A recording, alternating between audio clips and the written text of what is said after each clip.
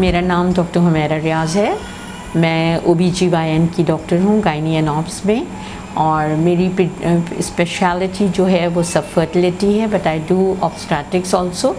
اور دوسرا چیز یہ ہے کہ میں التمش جنرل ہاسپٹل کلفٹن میں تقریباً 3 سال سے آئی ایم ورکنگ, اور میرا بہت اچھا ایکسپیرینس ہے اس ہاسپٹل میں, پلس میرے پیشنٹس کا ایکسپیرینس بہت اچھا ہے.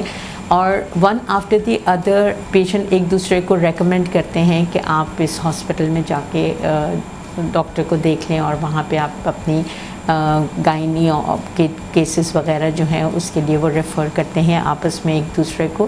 And that is a very good thing, کیونکہ ظاہر پیرامیڈکس اگر اچھا ہوتا ہے اور پیرامیڈکس کی سروسز اچھی ہوتی ہیں تو وہ بہت زیادہ ہیلپ فل ہوتا ہے پیشنٹ کے لیے, اور پیشنٹ بہت کمفرٹیبل ہوتا ہے with the paramedics as well as with the doctors. Environment بہت اچھا ہے ہاسپٹل کا, کوئی قسم کی کوئی پرابلم نہیں ہوتی. ہاں اگر بہت ساری ایشوز آتے رہتے ہیں پیشنٹس کو, لیکن آن دا اسپاٹ اس کو ڈیل کر لیا جاتا ہے کہ ظاہر ہے ہاسپٹل ہے, کبھی کوئی خرابی ہو جاتی ہے, کبھی کوئی خرابی ہو جاتی ہے, لیکن اس کو پھر ڈیل بھی کر لیا جاتا ہے. تو that is nothing like it کہ یہ چیز صحیح ہو جاتی ہے.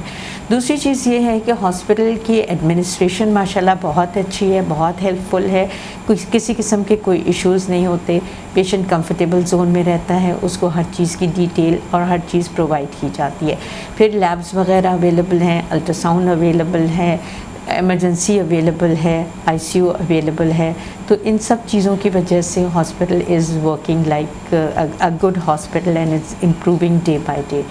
اپارٹ فرام دیٹ ایسے تو بہت ساری چیزیں ہوتی ہیں جو کہ ہر مریض کے لیے, ہر ایک کے لیے ڈفرینٹ ہوتی ہے, لیکن جنرل اوپینین کے حساب سے میں یہ بات بتا رہی ہوں.